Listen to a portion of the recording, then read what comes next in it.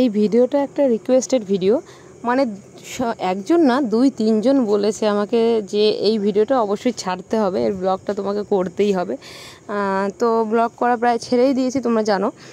তো অনেক দিন পরে সবার রিকোয়েস্টে, বিশেষ করে ইনি আর ইনি, এই দুজন আমাকে পাগল করে দিচ্ছে, ইসাদি ব্লগ ছাড়ো ব্লগ ছাড়ো ব্লগ ছাড়ো।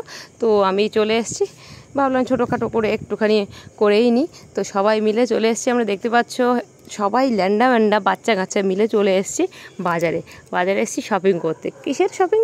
পুজোর শপিং। আর পুজোর শপিংয়ের সাথে আড্ডা খাওয়া দাওয়া তো থেকেই যায়। তো বাবাই ঘটি গরম দেখেই, ও ঘটি গরমটা খুব ভালো খায়, ও বললো খাবো, তো দিয়ে দিলাম ঘটি গরম। তারপরে ফুল বেল পাতা, পুজোর জন্য যত কিছু লাগে সব কিছুই আমরা নিয়ে নিলাম। আসলে পুজোটা হচ্ছে আমার দিদি বাড়ি, লোকনাথ পুজো। তারপরে এসে চলে আসলাম, এক প্লেট পাপড়ি চাট নিয়েছি। দেখো এতগুলো মানুষ, কি করব বলো, গরিব মানুষ, এক প্লেটই পাপড়ি চাট খাই। আর এই দিকে দেখো এসছিলাম, পাশেই আমাদের কৃষ্ণ মন্দির আছে, তো ভগবানের কাছে এসে ভগবান দর্শন না করলে তো হবেই না। তো আমাদের রাধা কৃষ্ণকে দেখে নাও।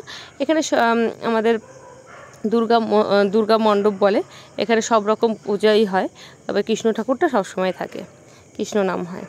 তো দেখতে পাচ্ছ ঠাকুরের মুখ দুটো দেখলেই প্রাণ জুড়িয়ে যায়। আমার তো খুব ভালো লাগে আর কি, মনে হয় দেখতেই থাকি।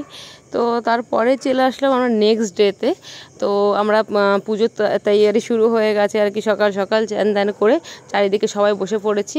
ওইদিকে লোকনাথ ঠাকুরকে মানে অভিষেক করা, তবে কাঁচা দুধটা এখন আসেনি, আমার বর নিয়ে আসবে কাঁচা দুধ, আসলেই তারপরে শুরু হবে মানে অভিষেক করা, তারপরে ঠাকুরকে সাজানো শুরু হবে। এদিকে ভোগের রান্না চলছে, ডাল সিদ্ধ চলছে, এদিকে আমি খই বেছে, খইয়ের মুরকি যেটা বলে সেটা করলাম, এদিকে ফল কাটা চলছে, এক একজন এক একটা কাজে বেঁচে গেছে। আর আমার হাজব্যান্ড শুধু এসে পাকা পাকা কথা বলছে আর ভিডিও করে দিচ্ছিলো। ও দুধটা নিয়ে আসলো সবে, এবার শুরু হবে মানে ঠাকুরের অভিষেক করা। তো বললাম যখন তোদের রিকোয়েস্টেড ভিডিও, তা তোদের ভিডিওগুলোই বেশিটা থাকা উচিত। তো ওরা হাসছে আর কি।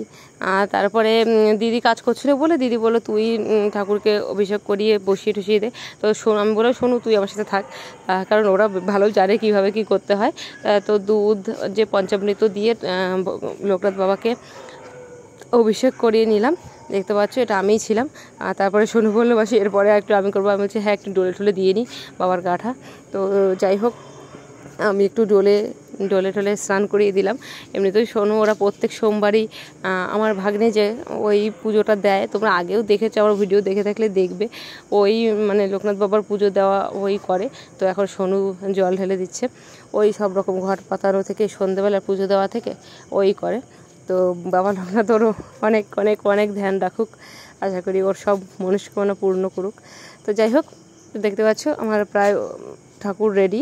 এখন ঠাকুরকে তুলে মুছিয়ে এখন বসাতে হবে, তার আগে ধুতি পরাতে হবে, অনেক কাজ আছে, চলো ওগুলো রেডি করে নিই। তো এই দেখতে পাচ্ছ লোকনাথ বাবা প্রায় রেডি। হ্যাঁ, ধুতি পরানো হয়ে গেছে, ফুল দিয়ে সাজানো হয়ে গেছে। তো কেমন লাগছে বাবাকে বলো।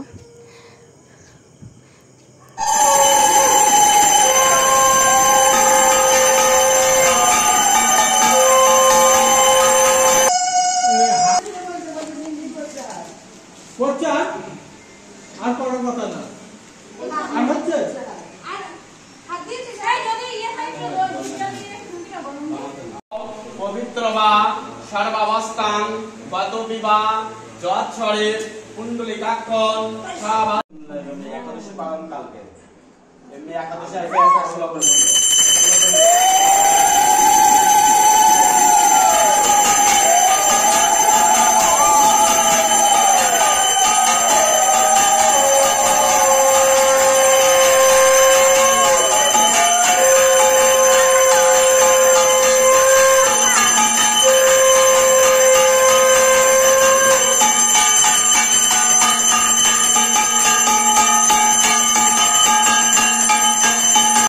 তো তোমরা তো দেখতেই পেলে ঠাকুরমশাই পুজো করিয়ে গেল। তো পুজো হওয়ার পরে একটু সবাই চলে গেছিলাম এখানে, তারপরে এই যে এলাম, সবাইকে এখন প্রসাদ দিতে হবে।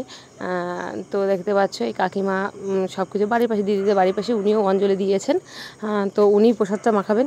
আর তারপরে আমাদের ফটোশ্যুটের পাড়ায় যে টুনি ম্যাডাম, টুনি না সরি, ওর ডাক নাম টুনি কিন্তু ভালো নাম অর্পিতা বিশ্বাস, মেকআপ আর্টিস্ট। তো সেই দিদি এখন ফটোশ্যুট চলছিল। তারপরে আমরা প্রসাদ চরণামৃত দেওয়ার পরে দিদি বলল আগে জল খেয়েছি, জল খেয়ে এখন রসগোল্লা দিচ্ছে, বললো এটা খুব সুন্দর মিষ্টিটা, সবাই খাও। তো দারুণ ছিল সত্যি মিষ্টিটা। তারপরে রাতের পালা, রাতে লস্যি খেয়ে নিচ্ছিলাম। তারপরে রাতে অনেক মেনু ছিল, যেমন খিচুড়ি, ঘ্যাট, পোলাও, কাশ্মীরি আলুর দম, চাটনি, পায়েস, মিষ্টি এগুলো ছিল।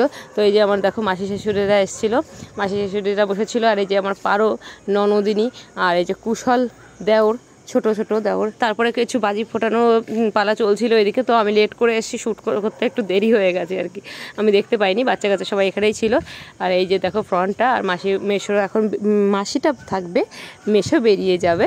তো সেই জন্য আমার মেশোকে ছাড়তে এসেছি। তারপরে দেখো আমাদের সেলফি তুলে নিচ্ছিলাম একটু। তা সেলফি তুলতে তুলতে কখন ভিডিও হয়ে গেছে আমরা নিজেরাই জানি না। তো যাই হোক, তো আমার হাজব্যান্ডকে বললাম তুমিও আসো।